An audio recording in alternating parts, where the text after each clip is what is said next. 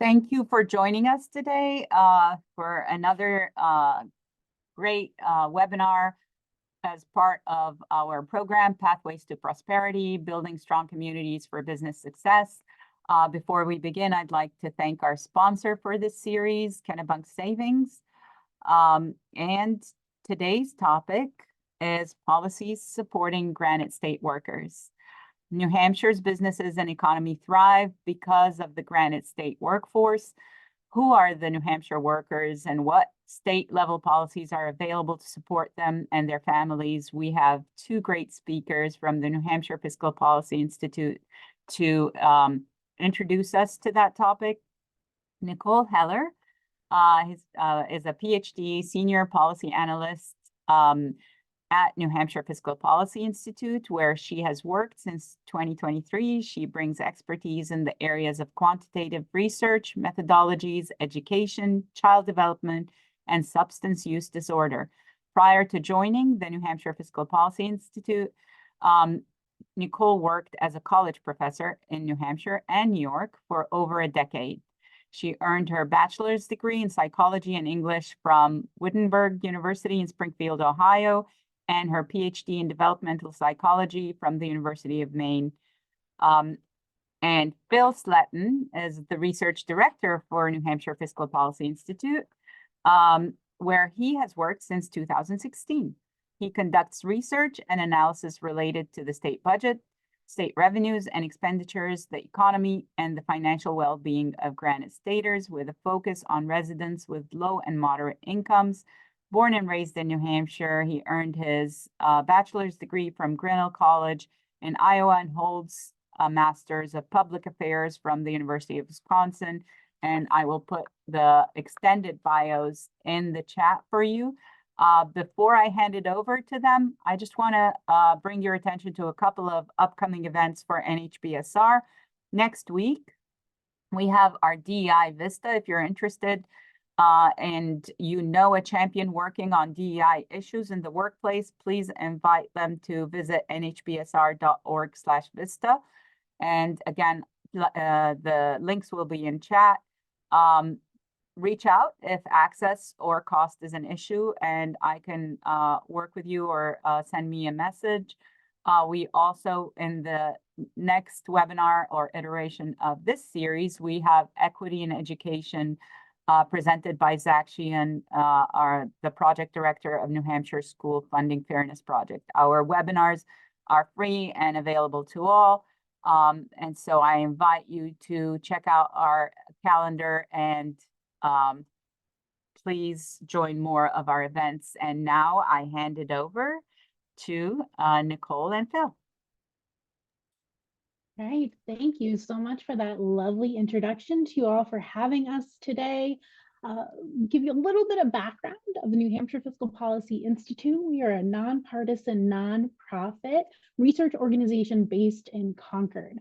We explore the state budget, state revenues, the economy, income and poverty, education, housing, issues that affect all Granite Staters. And we look at this through the lens of low and moderate income Granite Staters. We lift up those folks, we lift up the whole state. So with that, we'll get into the presentation for you today. So who is our labor force? It's approximately, the state itself has approximately 1.4 million people in New Hampshire. And you can see from our pie chart here that over half are considered to be in the labor force. So our labor force is the number of people age 16 and older who are working or actively looking for work. So sometimes that unemployed number is misinterpreted as people who are not in the labor force. They are in fact in the labor force, but they are not looking, they're actively looking for work. People out of the labor force, that 29% in orange, are people who may have disabilities, they're students without employment, they're retired folks, there may be parents at home who are caring for children. And then 17% of our population are children who are not working. So throughout this presentation, in order to keep they're lively, especially as we have lunch. We're asking for a little bit of audience participation. You don't have to unmute, but if you could drop your answers in the chat, that helps us see how much we know as a group collectively. So I'm asking folks to either put in the chat or think about what percentage of New Hampshire's labor force is age 16 to 34 years old, and what percentage of New Hampshire's labor force is over the age of 54. So I'll wait just a moment to see what folks guess and put in the chat. Again, I'm asking you to think about this in terms of reflecting on policies that would be beneficial to each of these age groups and how those policies might differ if we're thinking about a younger group of folks, 16 to 34, versus employees over 54. And for attendees, you have the ability to chat with everyone or host and panelists. So feel free to send it to the host and I'll read out the answers. And as my bio mentioned, I used to be a college professor, so I don't mind waiting a little bit for answers. Of course, if you're also eating a sandwich, it might be difficult. Oh, thank you for participating. Yes. All right. I've seen 35 for the young group, 65% for the older group, 25% for the younger folks, 40% for the older group. So we're seeing a wide range here. Thank you, folks.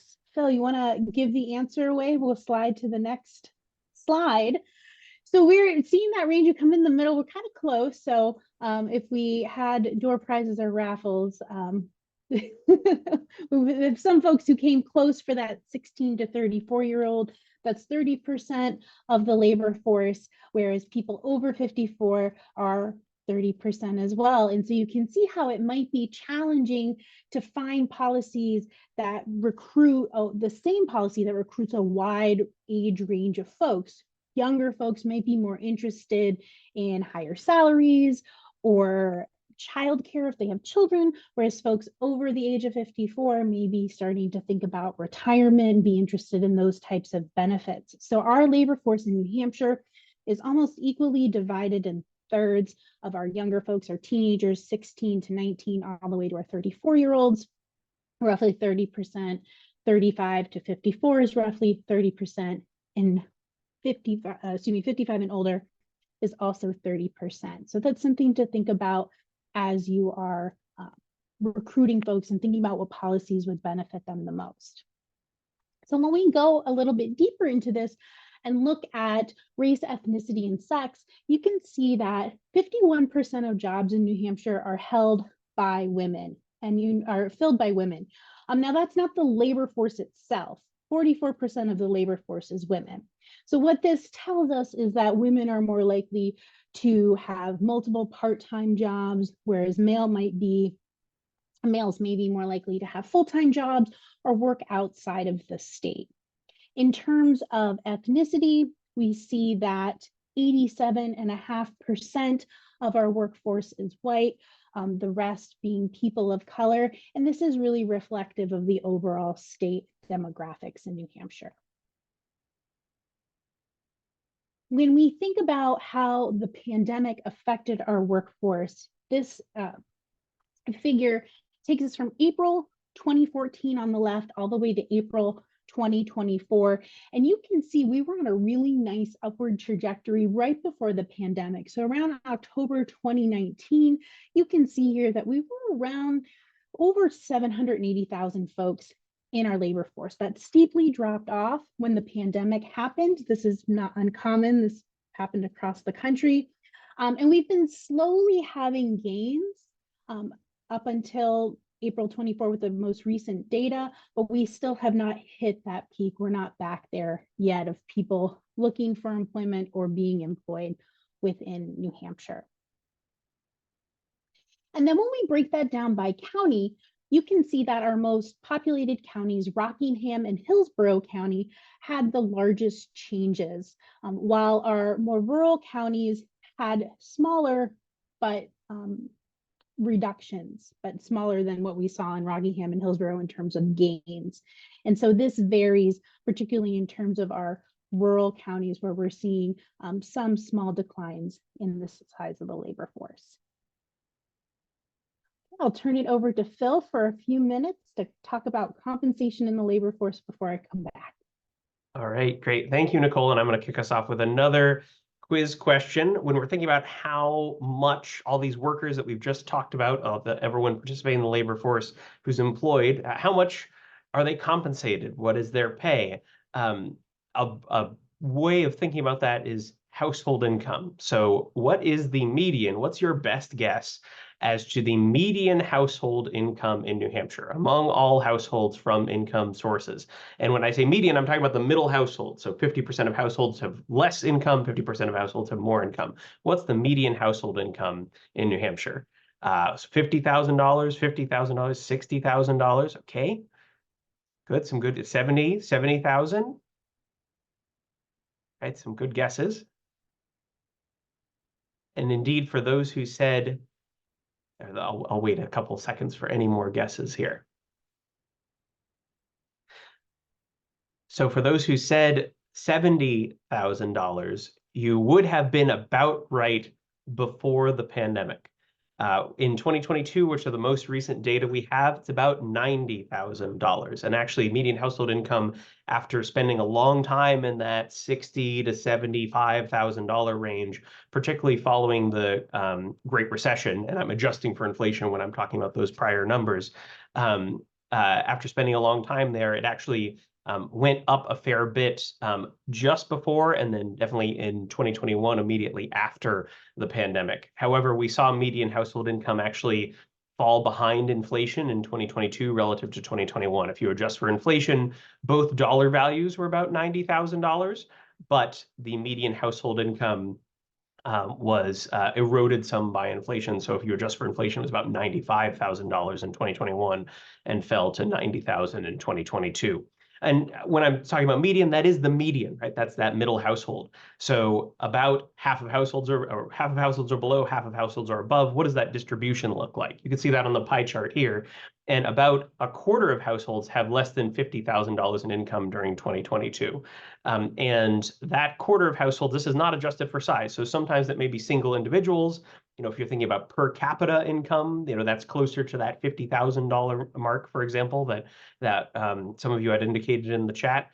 But if you have a 4-person household or a 5-person household, some of those may also be in that $50,000. And then you may be running up against some significant living costs. So that's median household income. That's household income from really any income source that counts as income in the Census Bureau's surveys. But what about wages? What about what people are paid on an hourly basis, right? Not just what the household collects in a year, but what are individuals paid on an hourly basis for their work? Now, this graph measures percentiles, and this is showing different levels of wages among the wage distribution in the state. And when I say percentiles, if you look all the way over on the left side of the graph, you can see that the 10th percentile is a little under $15 an hour. And that means 10% of workers are making less than that $14.91 per hour, or were in 2023, I should say, in New Hampshire. And then if you go to the middle, you can see that median, that 50th percentile, that is $25.82 per hour. So in 2023, that was the median hourly wage paid to a worker in New Hampshire. And then at the 90th percentile, we could see $62.65, 10% of wages. And again, not everyone earns their income through wages and salary, but 10% of wages, wage earners had higher than that $62. And that $60.65 is more than 4 times what we saw, for example, at the 10th percentile. So there is a pretty substantial gap in between what the hourly pay is within New Hampshire employment. And I do want to note that wages have increased following the pandemic, but the extent to which they've increased, both the levels differ, as we can see in this graph, and the extent does differ based on the sector that an individual is employed in. So what this graph is showing is the change in average wages adjusted for inflation since 2019, that's in the green bars, and since 2021 in the blue bars when we compare them to the average wages in 2023.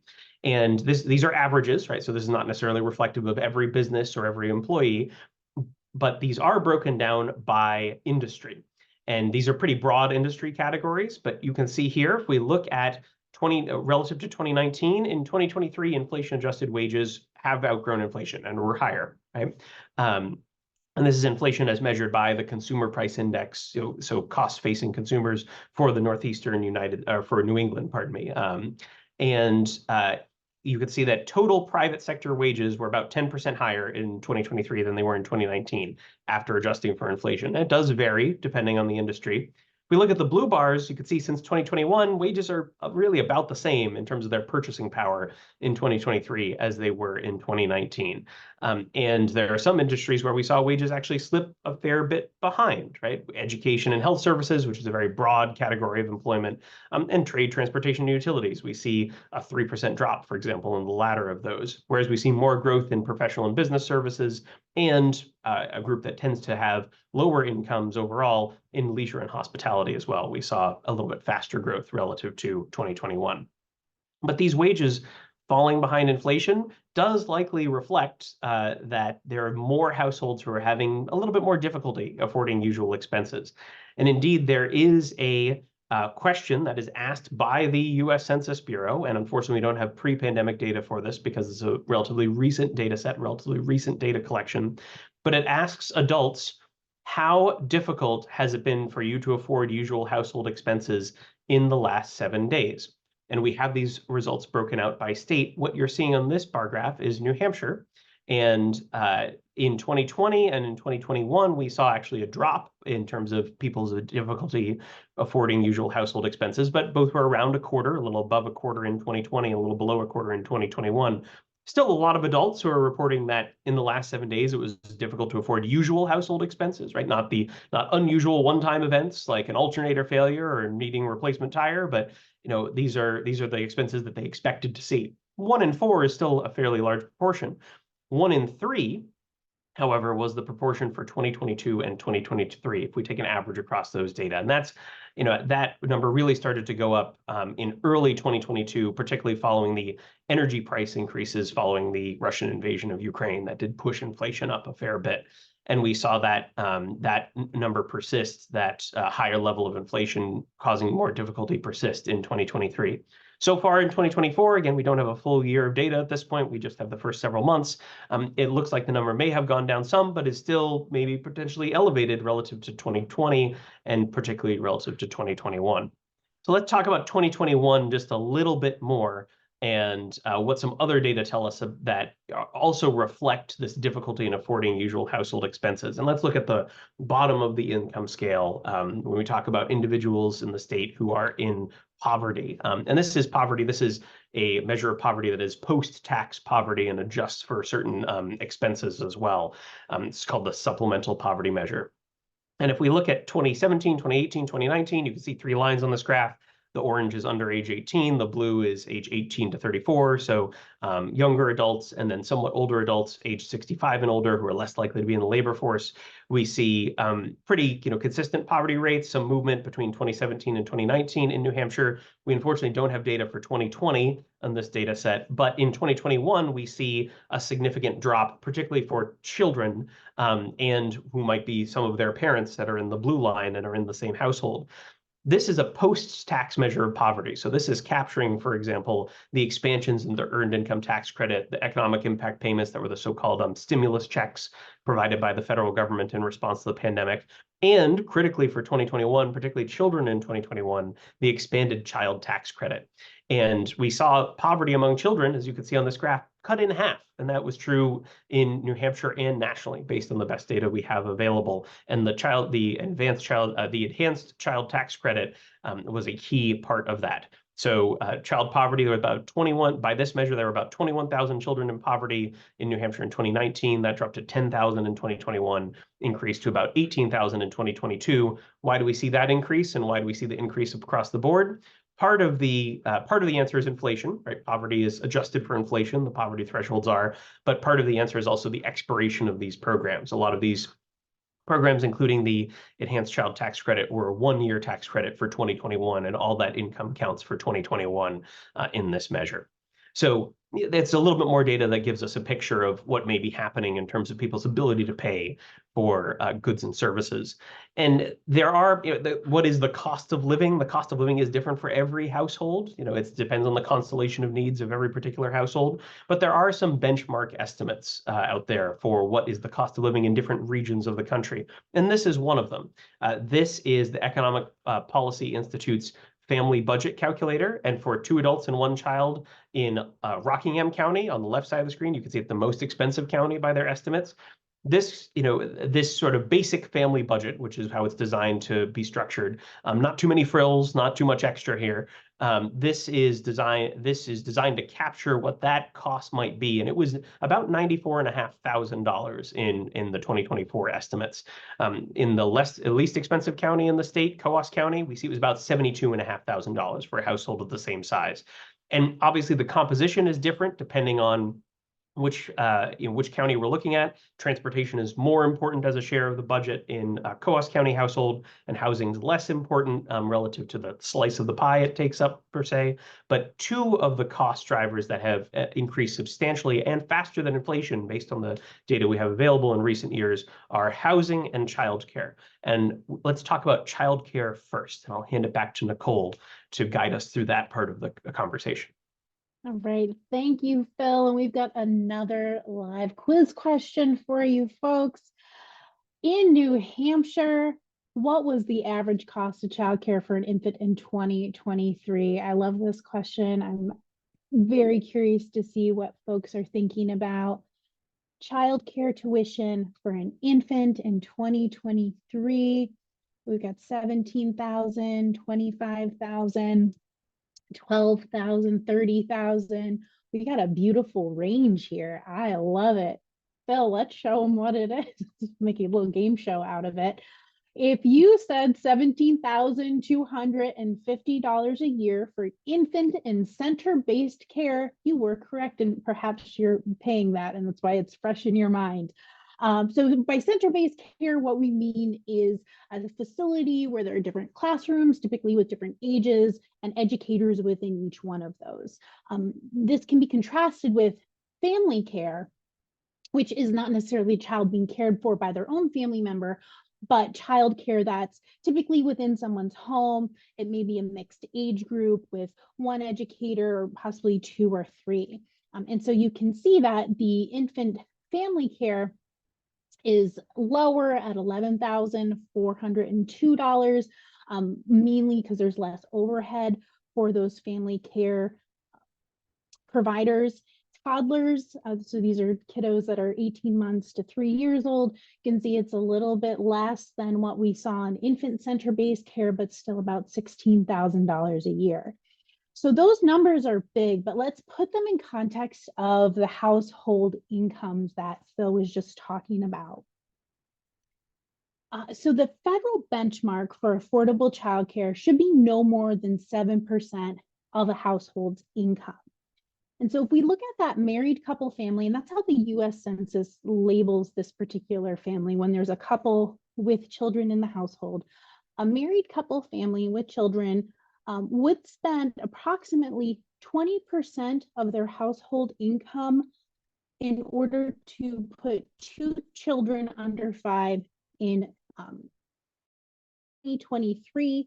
2 children in center-based care under the age of 5 was coming out at about $32,000 a year. So if you saw on the previous slide, that's a 12.5% increase from 2022.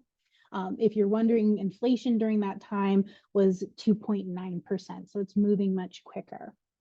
So the married couple family, approximately 20% of their household income to put 2 children under 5 in childcare.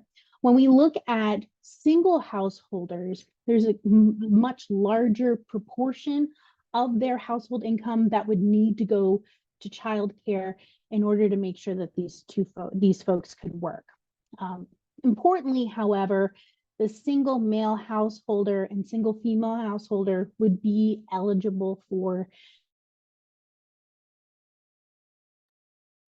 the next slide.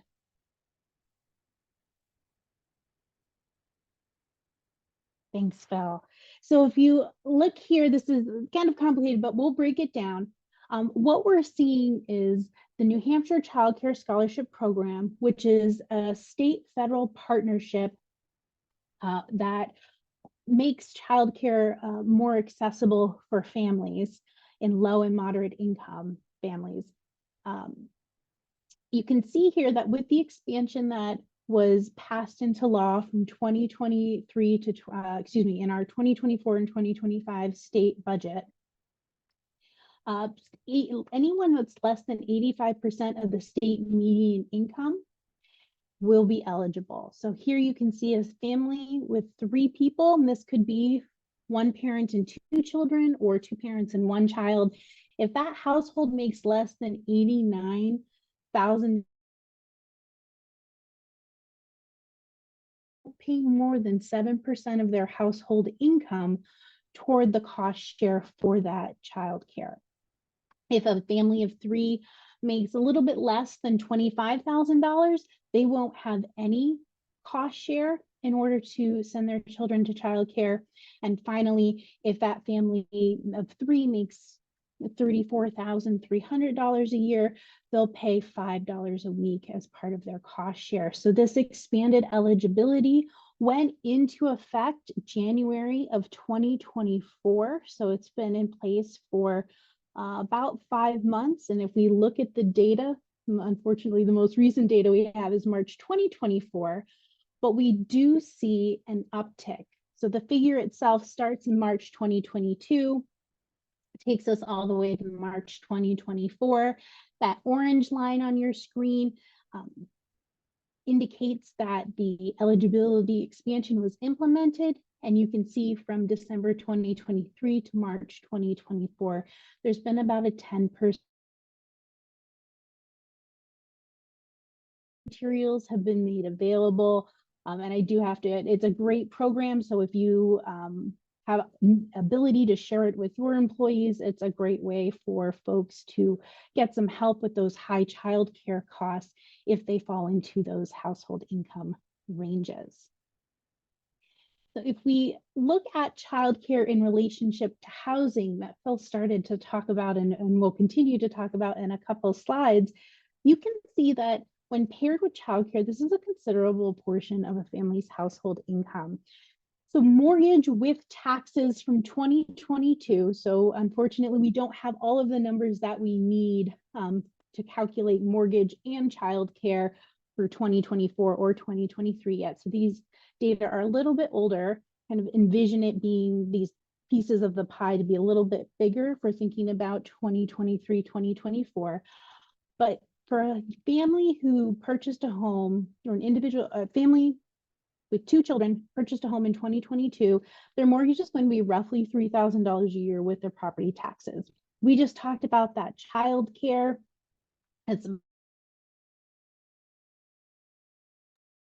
2 children is going to spend 44% of that income on just housing and childcare, and it leaves about $6,700 for all remaining expenses.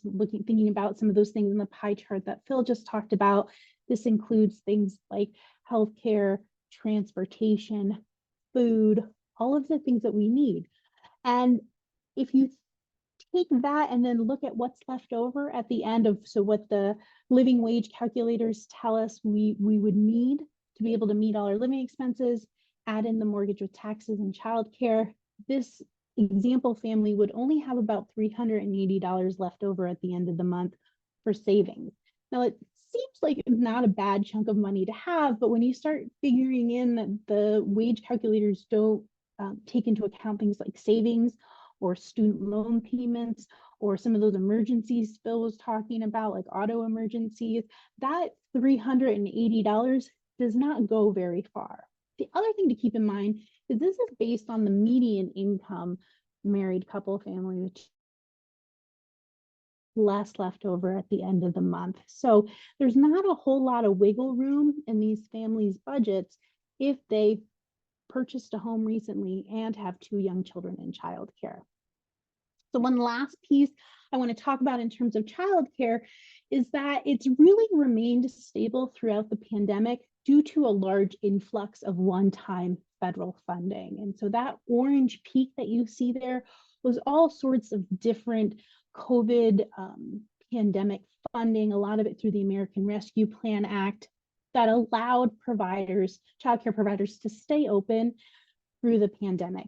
The state has also, in their budget, biennium budget last year, included $15 million one-time state funding as part of the Child Care Workforce Grant. But as you can see, those funding mechanisms end state fiscal year 2025. That's September of this calendar year in 2024. And then the state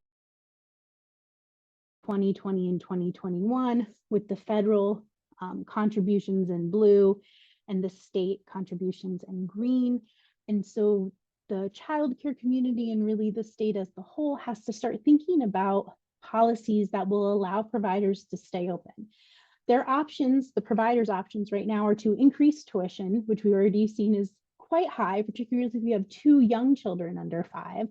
They can reduce the workforce wages, but the median wage for childcare workers is currently $15.62. So when you put that in relationship to what Phil talked about with the different wages, that's quite low and is contributing to a bit of a workforce, I shouldn't say a bit, it's contributing to a workforce shortage in that area. The New Hampshire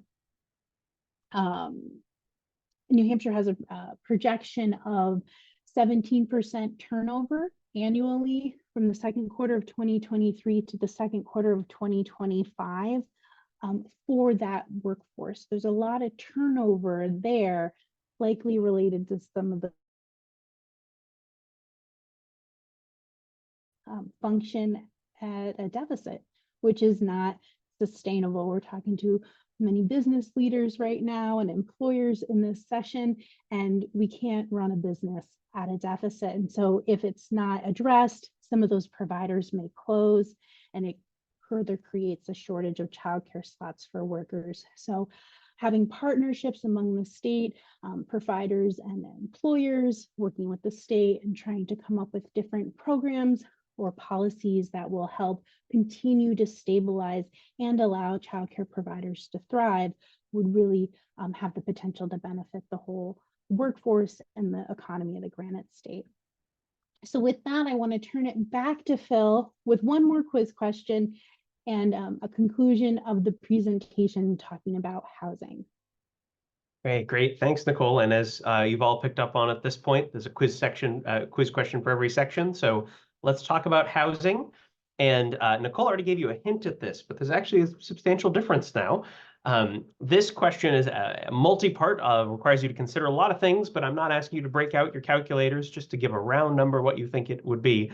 What would the monthly mortgage payment for a house purchased in values at the median sale price in April 2024 with an average interest rate for a 30-year fixed mortgage in April 2024 and a 5% down payment and the average municipal tax rate in New Hampshire applied? So basically, what would, for someone who bought their house in 2024, what would, or in April 2024, pardon me, what would a reasonable mortgage, monthly mortgage payment, what would you expect as a reasonable monthly mortgage payment? Okay, $3,000, yep, $2,500, $3,200.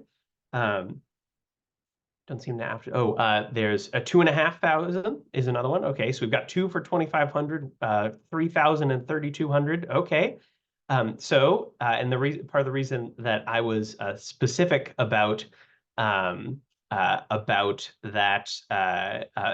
calculation is because it does vary widely. Obviously, if you buy houses of different prices, get a different interest rate, but based on this calculation, again with a 5% down payment, which not everyone can do, we're talking about, if you look at the bottom of this slide, $4,039 a month would be your monthly mortgage payment. And again, that's the average tax rate, median home sale price, and that home then valued for tax purposes at that median home sale price value. So we're talking $4,000 a month. You might have noticed that Nicole, when she was talking about the 2022 numbers, that was $3,000. So that gives you a sense of the increases in prices that we've seen, and we'll talk about that in a moment. But I want to dovetail off of what Nicole was talking about with regard to federal funding to support childcare in the state. We've also seen a fair bit of federal funding come in through the pandemic-related federal legislation, including the American Rescue Plan Act, that supported housing in the state. And that's both the expansion of housing supply and people's access to housing. So the Emergency Rental Assistance Program provided about $303 million in housing assistance for people in New Hampshire, right? It's a nationwide program, but that's how much came to New Hampshire to help keep people in their rental units. The Homeowner Assistance Fund was doing the same thing, but for people who own their homes, and that paid about $39 million. And it was a smaller program from the outset, paid about $39 million for mortgage payments, property taxes, and other eligible costs in that program. And then the state received, both through the CARES Act and the American Rescue Plan Act, flexible funds from the federal government and did deploy some of those for housing-related purposes. That includes $100 million to the Invest NH program, which was created to support developers who were building multifamily rental housing units and incentivize municipalities to add units and to basically change their zoning laws and rules locally to permit more unit construction. So that's $100 million that was the state decided to set aside from flexible federal funds. So that right there, we're talking about, roughly $440 million that came into the state. All of those programs essentially at this point are wrapped up, right? And aren't continuing with federal funds. And that is at the same time that we're seeing housing prices continue to go up. So the median home sale price in New Hampshire for a single family house, we compare 2018 to 2023 and look at those annual averages, went up 66%. And you could pick individual months and find 80% without too much trouble, right? If you look at a roughly the same time period. But looking at those annual medians, we've gone from about $283,000 to $470,000 in 2023 as the median sale price relative to 5 years before. That does vary substantially by county. So for example, in Rockingham County, the median home sale price in 2023 was $600,000, substantially higher than the Coos County median home sale price of $230,000. That being said, we've seen in more rural northern and western parts of New Hampshire where the median sale prices are lower, we've actually seen the growth rate be faster generally than we've seen in the southeastern part of the state. And that, the median home sale price in Coos County has doubled between 2018 and 2023. And we've seen increases in, Sullivan County, Carroll County, Cheshire County that outpace that statewide increase substantially. Why are we seeing this increase in single family house sale prices? Well, the average monthly inventory of homes for sale in New Hampshire has declined substantially. This graph goes from 2018 to the first 4 months of 2024 and looks at that monthly average over the course of the year, or for this year so far, a portion of the year, of how many homes were for sale on the market. And I'll note that 2018 was not flush with houses, right? It was still a relatively tight housing market in terms of availability. But we've seen it become much more substantially reduced in terms of how many homes are for sale at any given point. And we've gone from about 5,300 homes per month on average in 2018 to about 1,300 homes per month on average in 2024. So let's say, between the interest rates and the increasing prices, you aren't able to purchase a home. Well, what's the rental market doing? What does the rental market look like? Over a long period of time, we've seen the inventory, or the equivalent of inventory, which is the vacancy rate here, in the rental market declining as well. You can see in the blue bars from 2011 to 2023, these data from New Hampshire Housing show that we've, sort of become accustomed to in most of the last few years that that these data have been collected, a vacancy rate of less than 1%, meaning there's just very little rental unit availability. And that, as you can see with the green line, has increased prices. And in most years over the last 10 years, the price of a rental unit in New Hampshire has outpaced inflation. And what does that mean relative to people's incomes? Well, a benchmark for whether housing is affordable, a common benchmark, is whether a household is spending 30% or more of their income on their housing costs, including utilities. In New Hampshire, nearly half of renter households are spending 30% or more of their income on rent and utilities. And if you limit the scope of the renter households that you're looking at to those with lower incomes, roughly a third of renter households have about $35,000 a year or less in income.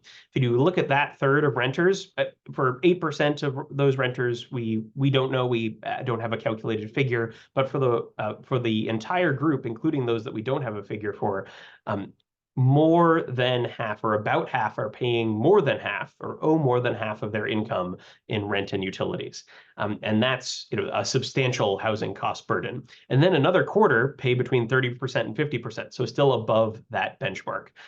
So when we look at renter incomes generally, the increasing cost of rent, particularly for lower income renters who may be nowhere near being able to, for example, jump to the housing market, we see a substantial cost burden.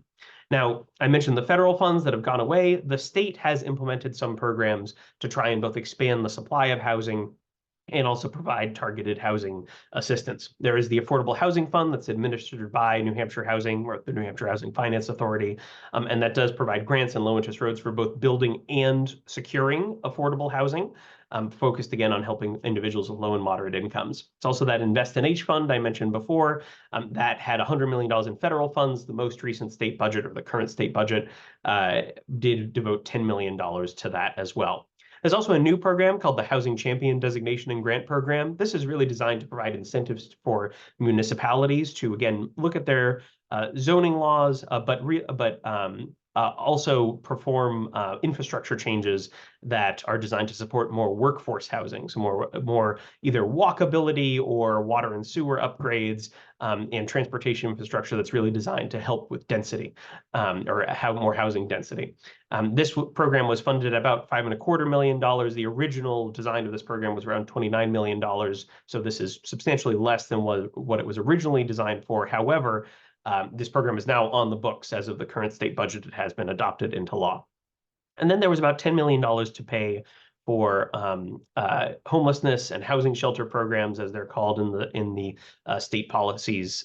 They are really designed to support people who are unhoused or at being severe risk of being unhoused, and that's a $10 million appropriation.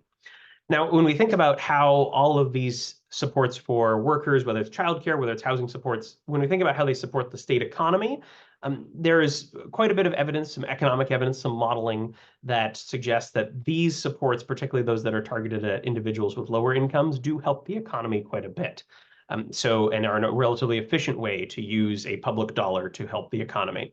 So this is an example of some of that modeling and some of those estimates, not the only one, but these are from Moody's Analytics. This is an estimate that was conducted in modeling conducted in early 2021 that estimated what would the economic value of a dollar be using a dollar of federal funds to support the economy. If you put $1 into these programs, what is the growth in the size of the economy by the time you get to the end of the year, by the time you get to the fourth quarter of 2021?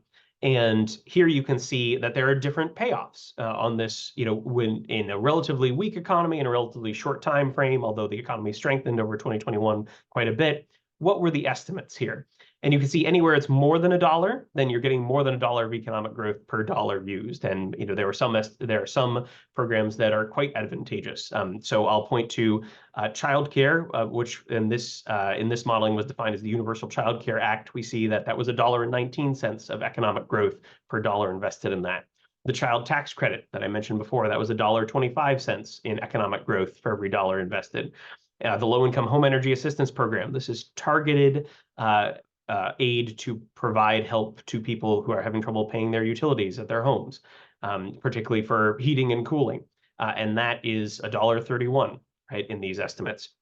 Now, there are other places, like you can see here on the housing tax credit, for example, that's a little bit more broadly applied, that may be less effective. There are more targeted programs for people who are more likely to have low income, such as Supplemental Nutrition Assistance Program benefits. That was $1.61 in these estimates for every dollar invested. And that was boosted, subsequent to this analysis, and did likely help the economy, particularly in rural areas. And these estimates do vary depending on exactly when you're sort of running the simulation or when Moody's Analytics is running the simulation.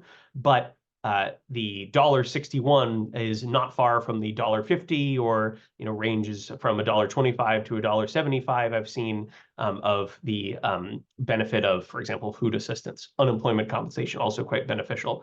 If you look at the other end, we could see reductions in tax rates for dividend and capital gains, for corporate tax rates, accelerated depreciation for businesses, and business net operating losses.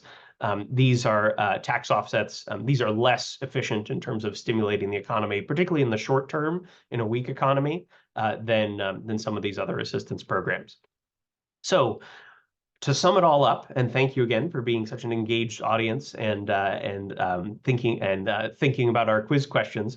What are some things to take away from this presentation? Well, in New Hampshire, about a third of workers are under 35, and about a third of workers are 55 or older. Right? So that has implications for both public policy and own business practices now and going forward. Labor force growth is it is increasing, but it's limited in the state, and it's particularly limited on a long-term basis outside the southeastern counties. We'll have to see if that changes or if that trend continues. Median household income is relatively healthy compared to some other states, $90,000 in New Hampshire. But if you looked at those cost of living estimates, you'll notice that for those households, particularly those that are under $90,000, there are definitely areas of the state, if not throughout the state, depending on their income, where meeting those family budget estimates would be very difficult to do. And while average wages have grown relative to inflation since 2019, it hasn't been even across industries, and we've seen poverty rebound and more households reporting they're struggling after federal assistance has expired. And the costs of both childcare and housing in particular have been outpacing inflation and are really significant parts of family budgets. And then one-time aid for housing and childcare that has come from the federal government and has been state appropriation of those federal funds, that has either expired or is expiring soon. But state aid has continued, including through state budgeted investments, which tend to be smaller dollar amounts, but these programs are now established and are at least funded in large part. And aid to households with low incomes typically serves as effective economic stimulus. So we see that it's not just beneficial for workers themselves, but also beneficial for the economy overall. Now, there are some additional resources on our website, which you can find here. You'll also be able to find these slides on our website. We'll post them after this presentation at nhfpi.org. And you can also connect with us. You can reach out to us with this contact information, or follow us on social media, and you can or subscribe to our email newsletter, and you'll see all of our publications as we release them. We try to get as much information out into the world as we can on a regular basis. So thank you all very much for your time, and we're happy to take any questions that folks have. Thank you. Thank you both for insightful presentation. And while we're waiting on questions from the audience, I had a question for you. Knowing that it's very difficult to attract and retain a workforce, a young workforce specifically in New Hampshire, these are businesses that are thinking about the benefits they're offering to their employees. What benefits do you think would be more attractive to kind of engage with? And I know you mentioned housing and childcare as the top cost issues. What do you think? How do you think that translates? And what would you suggest businesses should be thinking about? Sure. So Phil, can I start with childcare and then you Yes. want to cover housing? So there's different programs that are in the works right now that folks are thinking about. They're being piloted around the state. But one might be a childcare fund that may be regional, that employers contribute to, and then as workers need childcare, they can pull out subsidized childcare as people come in. So rather than tying someone's childcare to their employment, it would be shared among folks within a region that employers are helping out families in addition to any subsidies that are, if the family is eligible for that scholarship, childcare scholarship, kind of sharing the cost between families, their employer, and the state to try to stabilize that childcare industry, but also make it so that families are incentivized to work. Some families want to work, but they have to make hard decisions. And if one partner is making the same amount, $32,000 to send two small children to childcare, it may make more financial sense for that family to have someone stay home. And so if we want more people to come into our workforce, that's one way to do that, is trying to help out as much as we can to get those kiddos in high quality care, but also allow parents who would like to work to be able to work. So that's one idea. There's also, I do have to plug the Granite United Way. We'll hopefully be holding some business roundtables coming up. I'm looking forward to sharing some of our work there as well. So if you have an opportunity to attend that, I highly encourage you to check that out. And I think Jolynn spoke to this group Yes. a few weeks ago. So Yes, and we you've have already that heard that. recording on our YouTube, and they have a program with a nice incentive as well for employees that you should sign up for, because it's effective starting the summer, that you can apply towards summer camp as well for childcare. So if you are looking for that information, reach out to me or look on our YouTube for the Granite United Way program. Phil, did you have anything to add for what businesses can do?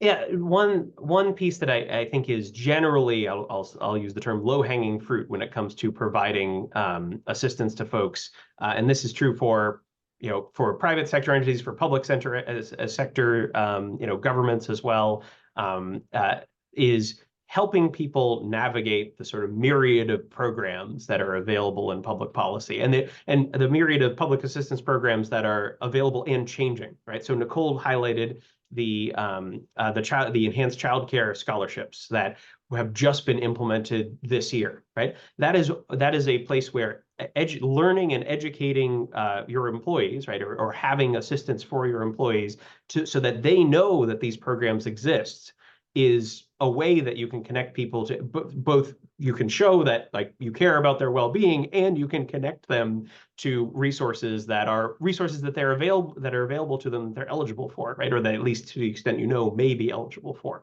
That's not just true for childcare. That's true for food assistance. That may be true for some forms of either rental or, for example, the low-income home energy assistance program. Right? There's ways that spending a little bit of time learning about these programs that exist and helping people access them, or even just flagging that these programs do exist for folks, is a way to get more resources and get more support to a household that includes one of your workers, right? And that may help their ability to function well as an employee, be upwardly mobile, spend more time and energy being able to care for things that have to happen at home, and also be able to do the things that have to happen at work. And one of the reasons that I think that's particularly important right now is we've seen a lot of these federal programs expire, right? And a lot of people may have been accessing assistance through these programs. A lot of people accessed assistance that had never accessed assistance before, and may have been accessing assistance for these programs. These programs have expired, but their costs haven't gone down, right? The cost the household have faced haven't gone down. So people may be thinking, well, that program expired, I don't have access to anything else. As the public policy landscape has changed, and childcare is a great example of this, being able to have that be a steady flow of information, and being able to make sure that your employees know that these programs do exist and aren't just static and that was a one-time thing. Some of them are one-time, right? There's no way around that. But there are also programs that people may be eligible for that they don't know exist. Dan is asking, what are some of the most important effective levers for addressing housing affordability? Local zoning reform versus state funding programs? Any ideas of? Yeah, so I wish I had a quantitative answer to say which one is exactly the most effective. So I'm sorry to disappoint Dan. I haven't done that research yet to be able to. We haven't been able to model that here at NHFPI yet. But I do think it has to be. This is a problem that has been building over the last 15 years. We've been underbuilding housing for 15 years in New Hampshire, and that's in part a manifestation of the increase in housing construction and subsequent rapid decrease that followed the increase that followed the housing boom, if you will, to use that term, and then crash leading up to the 2008, the Great Recession of 2007 to 2009, and the 2008 financial crash. So since then, we've seen housing construction employment has just sort of barely recovered, only very recently. As opposed to before, say in 2004 or 2003. So I think it has to be multi-pronged, right? The zoning is important because that's where and what housing you can build. and that is, that's a clear policy lever. The state funding of programs definitely helps, particularly in the short term, in terms of people's ability to access housing, right? Even if we build more housing, it's capital intensive, it takes time, and it certainly would take time for the market to turn to the point where it would be affordable for more folks, because we see these housing costs have gone up quite a bit. So there's a sort of multi-pronged approach where you have assistance earlier on to keep people in housing and keep their own situation stable, and then also be working on the supply side, which is going to take more time. I think it has to all be considered, because there's not a silver bullet. You need, so to speak, you need an array of policy solutions to address a multifaceted problem. Atlanta is asking, how might the outcome of November election impact wages and housing childcare costs? Wondering if we could use current data points to map out future potential scenarios. It's a great question. It depends on the policies, right? Policymakers come and go with different election cycles. We don't necessarily know what the policies they're going to implement will be. So, there are a lot of different scenarios, and I can't give you a definitive answer on that because I don't know what the actual policy outcomes will be. Nicole, maybe you have some insight too, but that's unfortunately there's not a. You're freezing up slightly. That was, pardon me, the Moody's Analytics modeling, that was based on what was known at that point of the American Rescue Plan Act, right? So there are entities that can do it, but that came out in January 2021 when they had an outline of the plan. We don't really know until we know what the plans are, we don't know anything concrete. Are there the trends you highlighted are New Hampshire trends? Are there any uniquely New Hampshire trends that are not going according to the national trend? Like you see national trends, you see New Hampshire trends, and this is one we're off. We're not in line with the national trend. Are there something that we should be aware of, unique New Hampshire trends? That is a really good question. So I think the trends, I'll speak to childcare because it's been the space I've been working in most recently, is that the prices are increasing. I would say comparatively, I'm looking at Childcare Aware of America's numbers. That's where we saw our 12.5% increase for childcare in New Hampshire. That's a bit higher than some other states. So there's obviously a range, but that uptick is one of the larger increases in the United States. So even though the trend is the same, we're seeing a bigger jump, at least from 2023 to 2024 numbers until next year. And I'll chime in as well that I think one of the things that is not breaking the trend that we see in the United States or indeed in much of the world, but is something that is more exacerbated here, or is more likely to be in effect here, is seeing how many older adults we have in New Hampshire, or people who are near what you might consider traditional retirement age, right? There are more than 200,000 people in New Hampshire who are between the ages of 55 and 64. And those of us who are in those age groups might continue working until we're 75 or 80 even, right? But statistically, many of us that are in that age group will, retire. And that means the rest of us who are in the, rest of the 1.4 million people in the state, right? More than 200,000 is a big chunk of 1.4 million. That means that the workforce constraints we're seeing now are going to likely be more severe here, so to speak, than they may be if we look at the national discussion. A lot of what has been keeping the economy moving in the last few years, if you look at analysis from the Congressional Budget Office, is immigration to the United States. It's harder for people to move to New Hampshire, right? To come to New Hampshire than at the United States writ large if we don't have housing, right? And it may be more difficult for them to engage in the economy here if we don't have access to childcare, right? So I think that because of the demographics of the state being what they are, combined with our housing constraint and our, the difficulty accessing childcare, that is something where on at least some of these measures, New Hampshire may face for example, if you were to pick a random state. One last question quickly. we've had a question from HR professionals who say they would like to raise the wages of their employees, but that puts them out of the eligibility of certain programs. So do you see a trend of raising that eligibility, since considering the median income is considered a bit high in New Hampshire, but the cost of living is also high? So is there a trend to raise that eligibility limit? So the state has spent some time researching, these are called cliff effects, right? Where you have a program that has then a benefit cliff and it goes away. And effectively then someone earns $10 more. Yep, they no longer qualify. Sorry, I think I'm frozen. Here we go. So my apologies for the internet interruptions.